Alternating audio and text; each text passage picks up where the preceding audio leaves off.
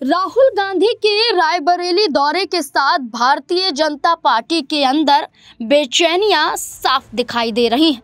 Bharatiya Janata party के ही मंत्री अब चारों खाने चित हो गए हैं।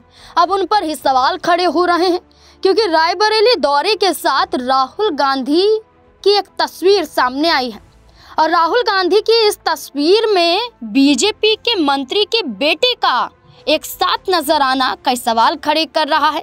राहुल गांधी से हाथ मिलाना कई सवाल खड़े कर रहा है।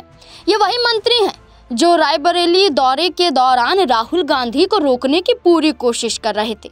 जी हां, आपको बता दें कि भारतीय जनता पार्टी के नेता और उत्तर प्रदेश सरकार में राज्य मंत्री दिनेश प्रताप सिंह, जिन्होंने राहुल गांधी के काफिले के आगे धरना प्रदर्शन किया, नारे लगाए, राहुल गांधी को वापस भेजने की बातें कहते हुए नजर आए। लेकिन सोशल मीडिया पर एक तस्वीर सामने आई है जिसमें उनके ही बेटे राहुल गांधी से हाथ मिलाते हुए मुस्कुराते हुए दिखाई दे रहे हैं। इस पर अब खुद ही दिनेश प्रताप सिंह सफाई देते हुए भी नजर आए हैं।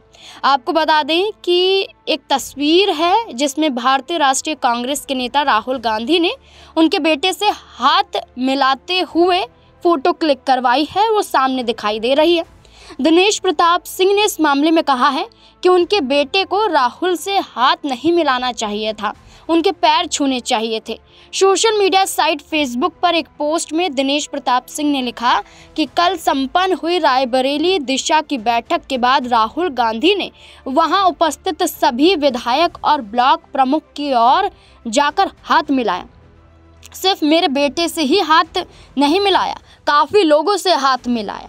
सिर्फ मेरे बेटे से ही हाथ मिलाने वाली फ़ोटो कांग्रेस के लोगों ने खूब वायरल कर दी और हमें ट्रोल करने की कोशिश की जा रही है।